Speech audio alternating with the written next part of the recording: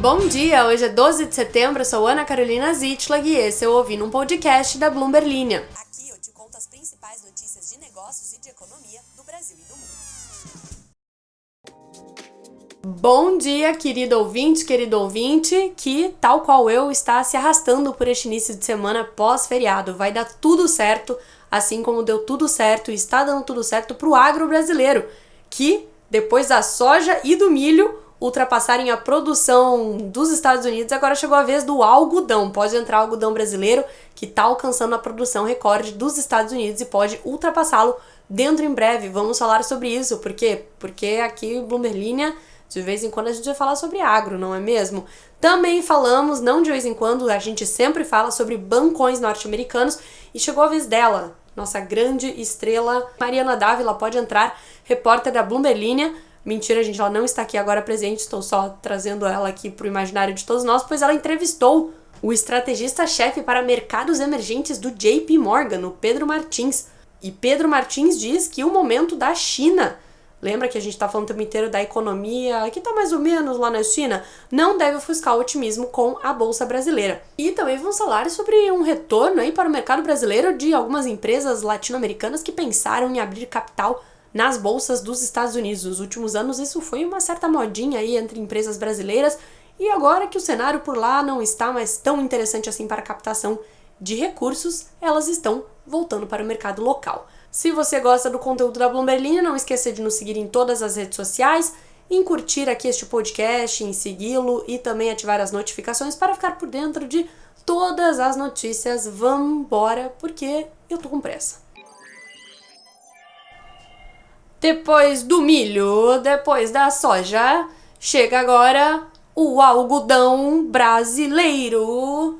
Eu não sei que voz foi essa, na minha cabeça isso é tipo um narrador de esportes olímpicos, mas eu tô cansada, então vocês me perdoem, eu vou ler a notícia mesmo, tá? Vou me abster aí pra alegria dos haters, eu vou me abster de comentários ao longo dessas notícias.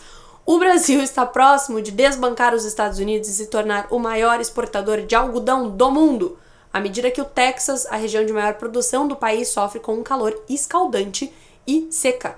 A diferença nas exportações de algodão entre os dois países está diminuindo acentuadamente devido a uma temporada robusta no Brasil, adicionando a fibra, algodão é uma fibra, à lista crescente de culturas em que os Estados Unidos estão perdendo seu domínio global. Essa perda seria mais um golpe para a agricultura americana.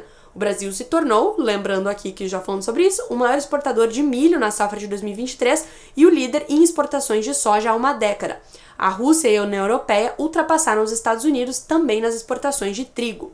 Os States e o Brasil são os maiores exportadores de algodão do mundo, representando juntos mais da metade do suprimento global. Os Estados Unidos devem exportar 12,5 milhões de fardos na safra 2023-2024, mas essa estimativa provavelmente vai ser reduzida quando o Departamento de Agricultura atualizar sua previsão nesta terça-feira. Os analistas esperam que o órgão reduza sua previsão de exportação devido à seca que afetou a colheita e reduziu a qualidade da fibra.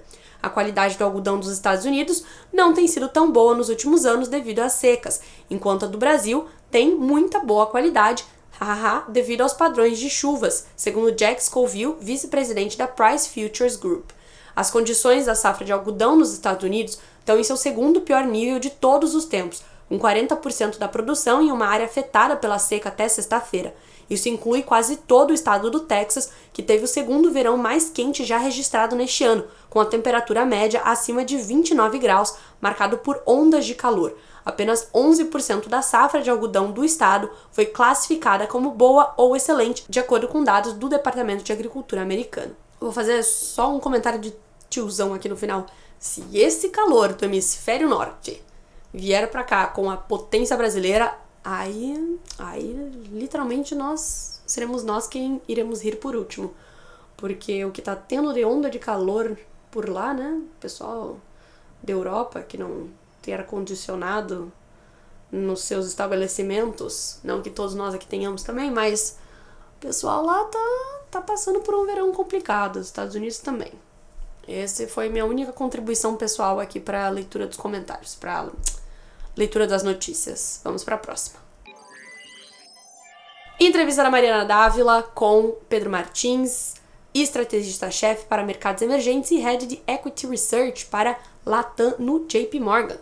Mariana Dávila entrevistou este nosso amigo e ele disse o seguinte para ela, que a recuperação econômica da China tem desapontado nos últimos meses, mas não deve contaminar o interesse de investidores de emergentes pelo mercado de ações brasileiro. Martins defendeu a visão de que a flexibilização monetária, que é o corte de juros do Banco Central, e a melhora do cenário fiscal no ambiente doméstico tendem a substituir os ventos contrários advindos da potência asiática, de menor crescimento e também redução da demanda por commodities. E acabamos de ler aí uma notícia sobre commodities indo principalmente para a China, substituindo as commodities do mercado americano. O Ibovespa, principal índice de ações da Bolsa Brasileira, tem em sua composição um peso maior de ações de empresas expostas ao setor de commodities. A mineradora Vale, por exemplo, responde sozinha por cerca de 15% do índice, a Petrobras por outros 12%. Segundo Martins, abre aspas para ele, há uma amplitude enorme de formas para expressar essa opinião otimista com a queda de juros no Brasil, sem que necessariamente você precise tocar no quesito China, fecha aspas. Na avaliação dele, o principal motor para o desempenho da Bolsa Brasileira é o ciclo de flexibilização monetária, mais uma vez traduzindo-se em corte de juros. Ele chama atenção para a preferência por setores com correlação negativa à queda de juros. É o caso, por exemplo, de empresas de concessão, como energia elétrica, rodoviária e ferroviária, de aluguel, como shopping centers e carros, bem como as mais cíclicas, como é o caso da construção civil e de bens de capital. Por quê? Porque juros menores fazem com que as pessoas tendam a investir e a gastar mais nestes setores. O contexto também favorece, segundo ele, os chamados encadeadores de crescimento, ou seja, empresas que devem apresentar um aumento de lucro muito forte, caso das de consumo doméstico em setores como saúde, educação e papéis financeiros ligados ao mercado de capitais. O banco americano JP Morgan projeta o Ibovespa negociado aos 135 mil pontos ao final do ano em dezembro, o que implicaria potencial de alta, um upside no jargão do mercado, de 16,4% em relação ao fechamento desta quarta-feira. Para a Selic, a projeção é de uma taxa terminal, ou seja, uma taxa no final do ano de 10% ao ano.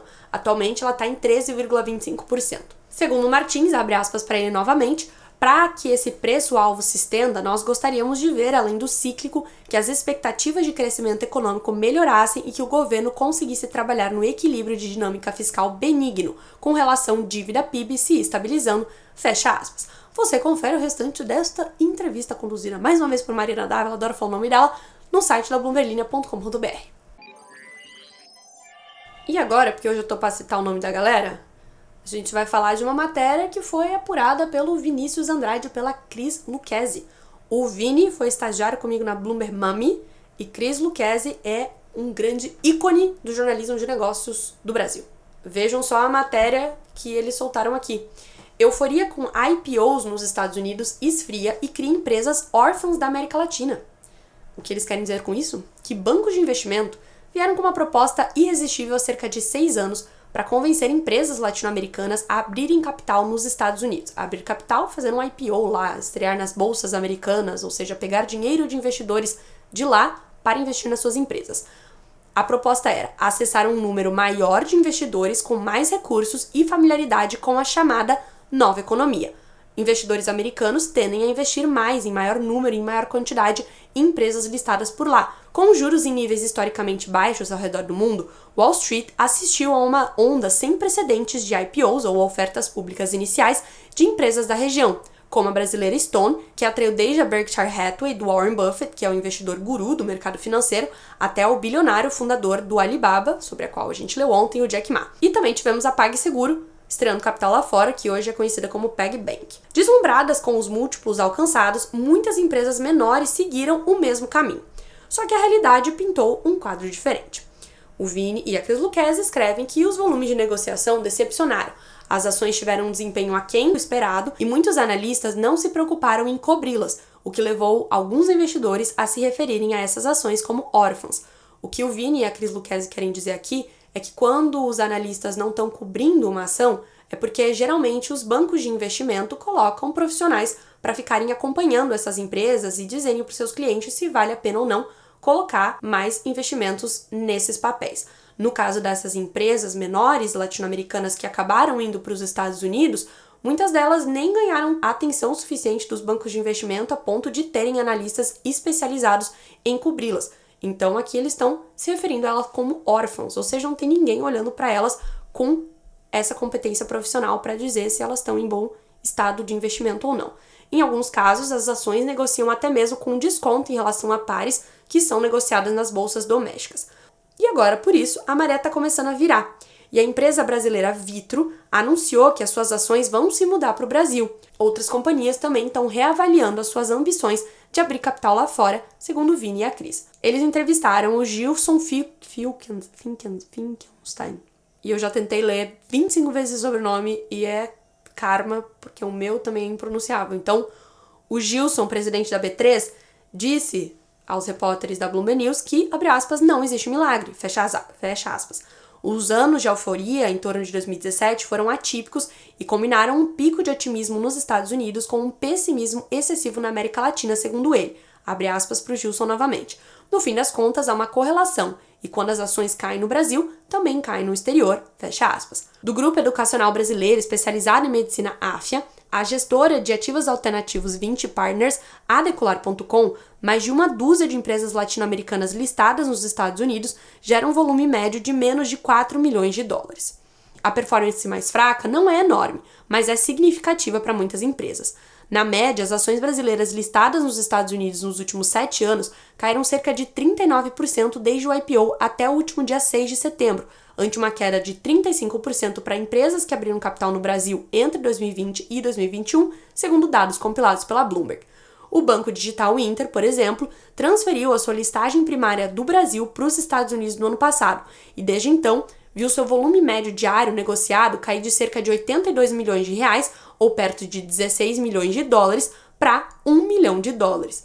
Quando as empresas da região decidiram abrir capital no mercado internacional por volta de 2017, já fazia quase 10 anos que as taxas de juros nos Estados Unidos estavam próximas de zero. Os mercados de capitais estavam em expansão e as empresas de tecnologia atraíam investidores globais em busca de altos retornos. Ao mesmo tempo, a maior economia da América Latina passava por um aumento de instabilidade política na esteira do impeachment da presidente Dilma Rousseff. Mas depois veio a pandemia, seguida pela inflação e o aumento de juros, e os investidores migraram para instrumentos de renda fixa. Pequenas empresas, passou uma pessoa andando do meu lado aqui que estava pisando com força, vou ler de novo. Mas depois veio a pandemia, seguida pela inflação e o aumento de juros, e os investidores migraram para instrumentos de renda fixa. Pequenas empresas latino-americanas com marcas pouco conhecidas foram esquecidas e se tornaram as primeiras a serem vendidas por gestores e investidores americanos. Segundo Cristiano Guimarães, que falou com a reportagem da Bloomberg News e que é responsável pelo Banco Global Corporativo e de Investimentos do Itaú BBA, abre aspas para ele, a falta de liquidez nos Estados Unidos pesa mais do que aqui, fecha aspas. Como consequência, a fabricante de cosméticos Natura já tinha engavetado um plano para mudar a listagem primária das suas ações para a New York Stock Exchange, a NYSE. Ao mesmo tempo, os fundos Dragoneer e General Atlantic fizeram propostas para comprar e fechar o capital da Arco Platform, que negocia nos Estados Unidos porque consideram que os preços atuais não refletem o valor real da empresa. Para algumas companhias, no entanto, a listagem nos Estados Unidos ainda faz bastante sentido. No caso do Inter, a estrutura de dupla classe de ações permitirá que o seu controlador eventualmente venda mais uma fatia sem perder o controle. A JBS, o maior frigorífico do mundo, que obtém a maior parte das suas receitas fora do Brasil, está em busca da aprovação dos acionistas para uma listagem em Nova York.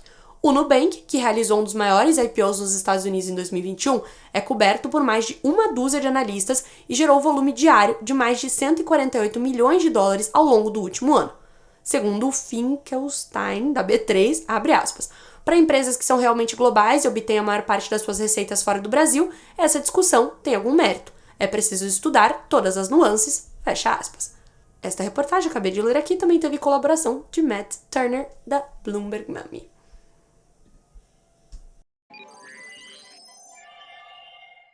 Você deve ter percebido que eu estou um pouco mais direta no assunto e também estou naquela fase de zero carisma. Você que é um ouvinte aí assíduo do podcast pode estar sentindo alguma certa falta de empolgação, piadinhas engraçadas ou qualquer coisa do gênero, e você está muito correto. Você está muito correto, pois eu estou cansada sim, é segunda-feira, sim, passamos por um feriado, mas eu já estou cansada, porque eu tenho uma coisa pra contar pra vocês. Que chegaram aqui no final do podcast. Eu vou entrar de férias. É isso mesmo, eu vou entrar de férias, vou abandonar todo mundo e por conta disso eu tô correndo que nem uma galinha louca, como diria minha mãe. Não sei se essa expressão é comum, minha mãe adora falar, correndo igual uma galinha louca, pra deixar tudo em ordem pra quando eu sair de férias, pois você que acompanha assiduamente aí, nossa, eu consegui falar essa palavra corretamente, muito rápido, assiduamente. Você que acompanha assiduamente o podcast, você sabe que nós temos o lançamento do Casa de Negócios. Casa de Negócios é a websérie da Bloomberg que conversa com os principais empresários e empreendedores da América Latina. Já estreamos um episódio, a essa altura do campeonato também, se tudo deu certo, a gente estreou o segundo episódio em todas as plataformas. E aí, minha gente, eu vou ficar 2 semanas fora, isso quer dizer que são 2 episódios do Casa de Negócios que eu tenho que escrever os roteiros, e aí eu tenho que ver os episódios, e aí eu tenho que fazer muitas coisas com... O que importa é que semana que vem, a essa altura do campeonato, eu vou estar dormindo. Então, minha gente, é isso. Por isso que estou aqui muito rapidamente lendo as notícias para vocês. E acabei também não abrindo a caixinha de comentários de ontem, porque tá dando um erro aí no publicador do Spotify. E quando eu clico, ele não me deixa publicar a caixinha de pergunta. Enfim, deixe seus comentários assim que possível, né? Se você estiver interessado. E é isso, gente. Eu tô completamente fora da casinha. Sem fio da meada, não consigo nem achar a expressão certa para dizer o que eu quero dizer aqui. O importante é que o podcast será feito até o final dessa semana com a minha bela voz e depois algum substituto aí vai entrar para mantê-los informados ao longo dessas próximas 2 semanas, muito provavelmente com mais carisma do que eu estou tendo agora nesse dia e nos próximos dias aí. E é isso. Pior final de podcast que eu já fiz na minha vida. Grande beijo.